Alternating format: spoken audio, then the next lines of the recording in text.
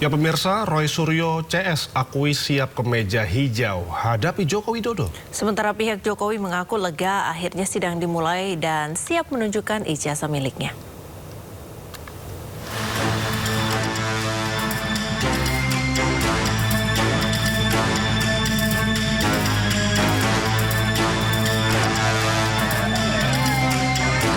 Tidak kurang dari sepekan, babak paling baru dari pusaran konflik ijazah Jokowi akan dimulai.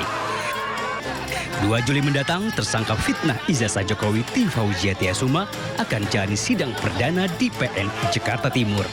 Tifa mengaku siap lahir batin membuktikan jika ijazah Presiden ke-7 RI itu palsu. Saya, Dr. Tifa bersama dengan tim insya Allah akan siap ya untuk menghadapi pengadilan yang nanti akan ditentukan. Setali 3 uang, pengacara Roy Suryo Ahmad Hosinuddin juga menyebut jika Roy CS sudah tak sabar segera jalani sidang perdana. Hosinuddin berdalih sudah menyiapkan semua bukti-bukti persidangan yang menurutnya akan memberatkan Joko Widodo.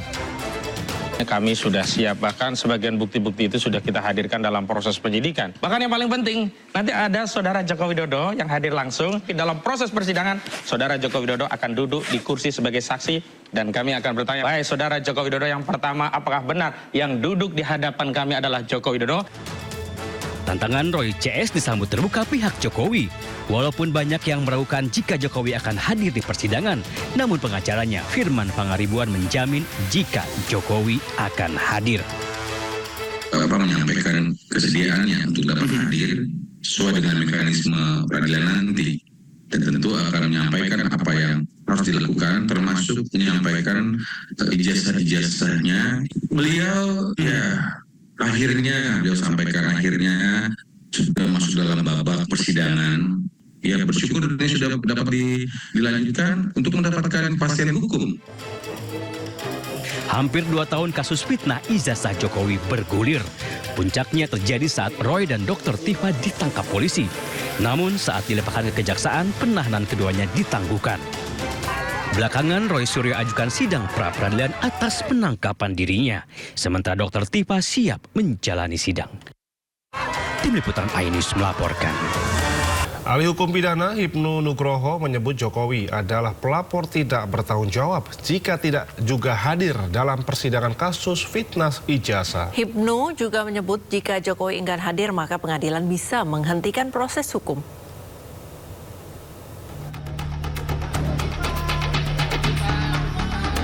Sidang kasus fitnah ijazah Jokowi akan dimulai 2 Juli mendatang. Salah satu tersangka Tifa Wijiatiasuma mengaku siap hadir dan bertarung secara hukum dengan Jokowi. Pertanyaan mengemuka, sebagai pelapor, apakah Jokowi akan hadir dalam rangkaian persidangan atau mangkir? Pasalnya, dalam beberapa kali persidangan kasus ijazah, Jokowi kerap mangkir alias absen. Teka-teki apakah Jokowi akan hadir atau tidak dijawab tegas kuasa hukumnya. Ya, Presiden ke-7 itu akan hadir di persidangan. Kalau Pak Jokowi, insya Allah doakan Pak Jokowi sehat, maka kita yakin betul bahwa beliau pasti akan datang. Artinya, insya Allah kalau nggak ada halangan pasti beliau akan datang gitu loh. Kehadiran Jokowi dalam sidang kasus fitnah ijazah palsu dinilai penting.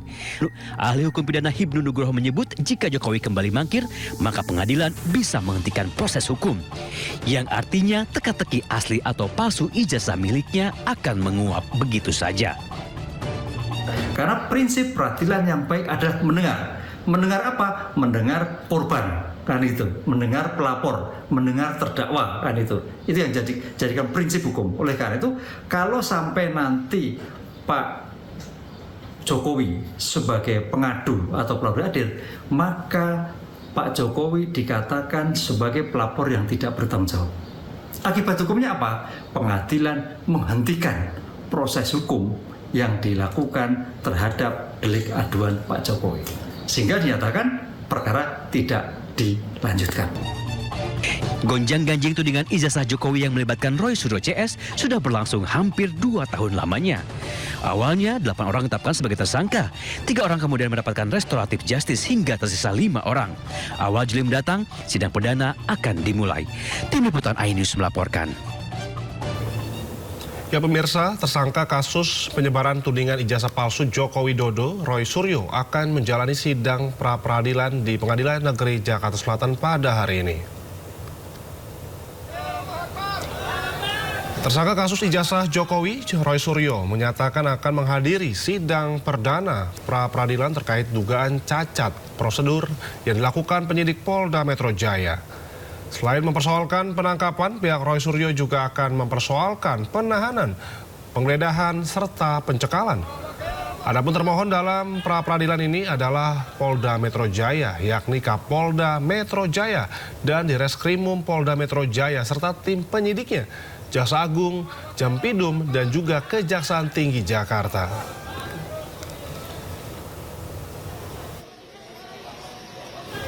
Ya, untuk mengetahui informasi sidang pra-peradilan Roy Suryo di Pengadilan Negeri Jakarta Selatan, kami sudah terhubung dengan rekan Indira Utomo bersama juru kamera Laksana Tiara dan Ari Setiawan. Selamat pagi Indira dan rekan-rekan, apakah informasi terkini sidang pra-peradilan yang akan dijalani Roy Suryo hari ini? Silakan dengan laporan Anda.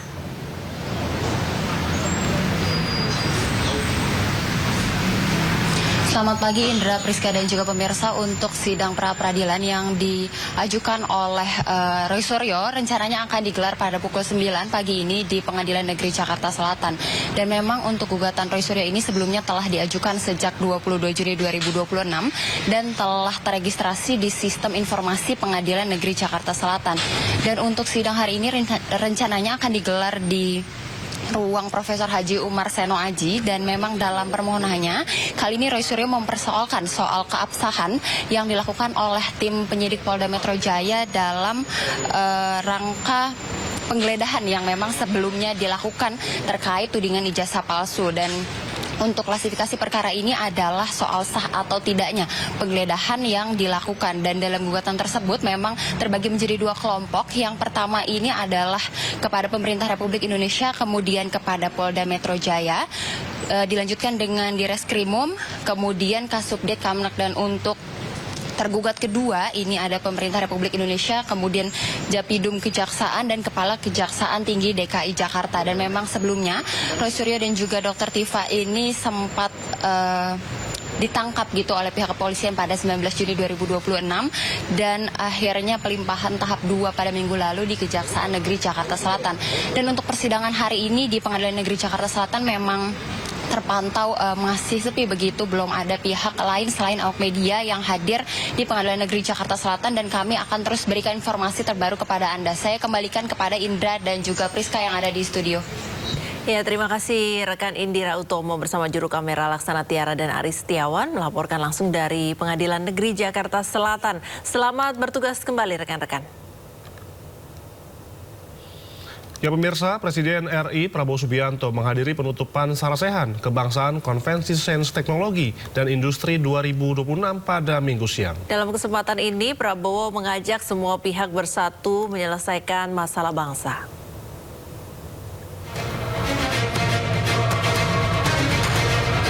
Presiden Republik Indonesia Prabowo Subianto menghadiri Sarasehan Kebangsaan Konvensi Sains, Teknologi, dan Industri Indonesia 2026 di JCC Senayan, Jakarta pada hari Jumat.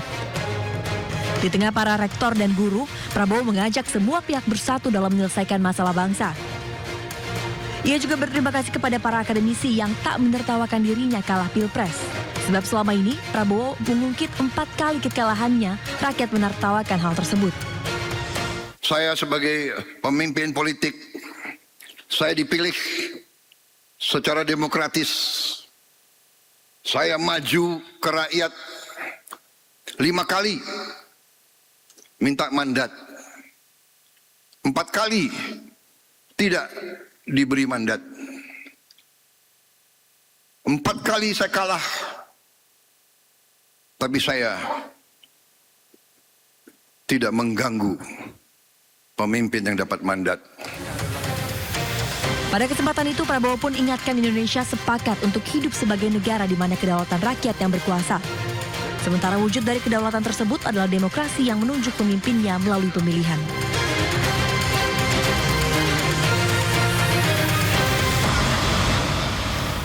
Mensesnek Prasetyo Hadi mengatakan Presiden Prabowo Subianto akan menambah anggaran riset hingga 4 triliun rupiah. Prasetyo menambahkan peta jalan sudah ada dalam rangka mendorong peningkatan riset nasional.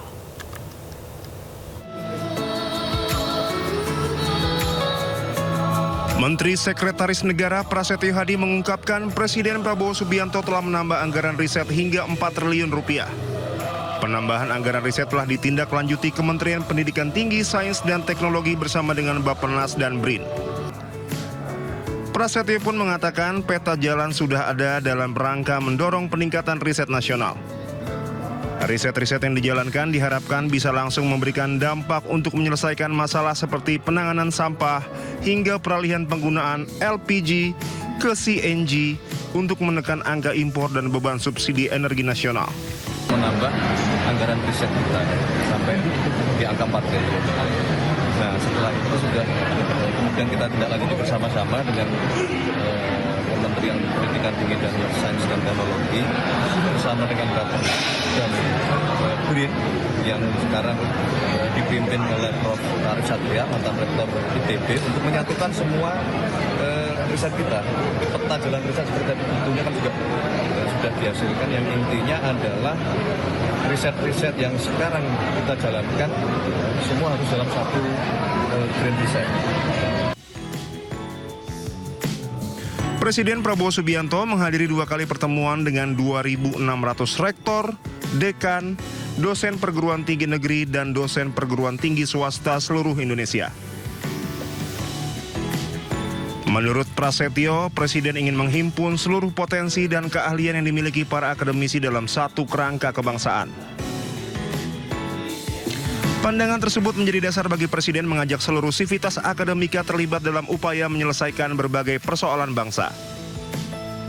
Dari Jakarta, tim liputan Anyus melaporkan. Sementara itu pemirsa, Kementerian Energi dan juga Sumber Daya Mineral memastikan implementasi biodiesel 50% atau B50 akan berlaku pada 1 Juli 2026 mendatang. Hal ini dilakukan pemerintah untuk memastikan tidak lagi mengimpor solar.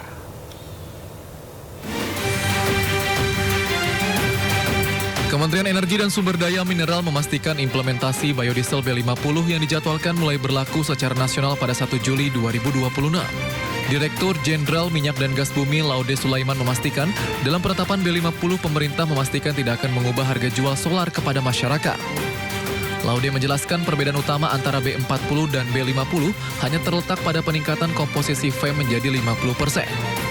Meski demikian, nantinya implementasi B50 akan melalui masa transisi selama 3 bulan agar sisa stok B40 di lapangan dapat dihabiskan terlebih dahulu.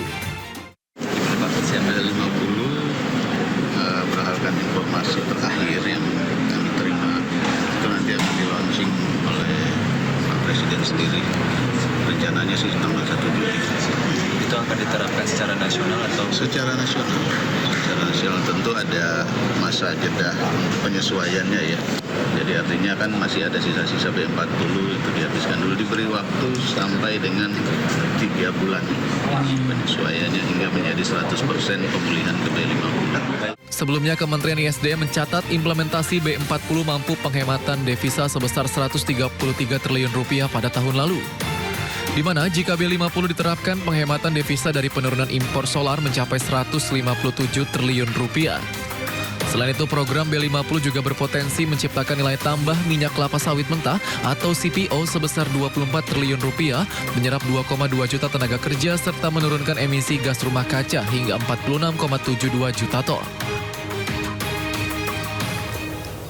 Kita ke informasi lainnya pemirsa, puluhan pasangan mengucapkan ijab kabul dalam nikah massal di Pemalang, Jawa Tengah. Ya, tidak hanya mendapatkan buku nikah, mereka juga membawa pulang bantuan usaha dan perlengkapan rumah tangga sebagai bekal memulai kehidupan yang baru.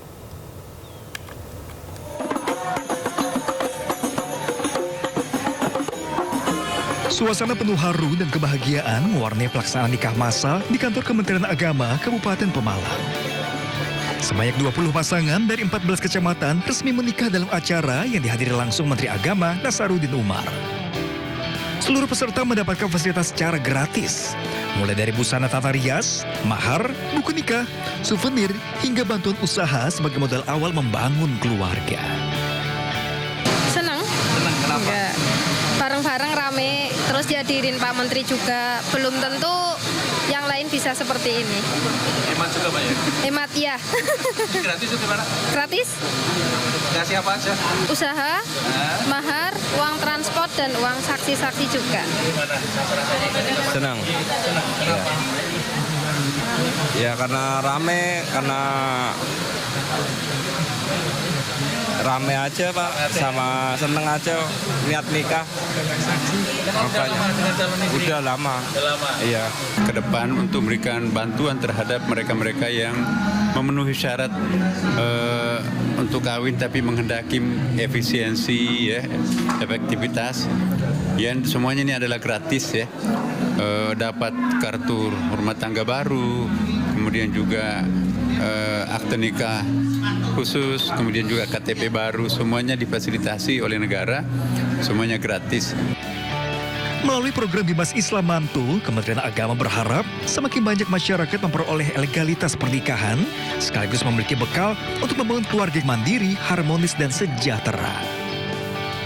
Dari Pemalang, Jawa Tengah, Suryani Soekarno, iNews melaporkan. Ya pemirsa, momen Hari Ulang Tahun Jakarta, Ancol memberlakukan program tiket gratis masuk hingga hari ini.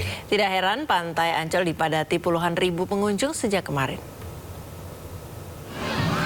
Taman Impian Jaya Ancol, Jakarta masih menjadi pilihan destinasi wisatawan untuk berlibur. Ditambah lagi dengan adanya pemberlakuan tiket masuk gratis dalam rangka HUT Jakarta pada tanggal 22, 27, dan 28 Juni 2026. Kemarin tercatat ada lebih dari 76.000 pengunjung masuk ke kawasan Pantai Ancol.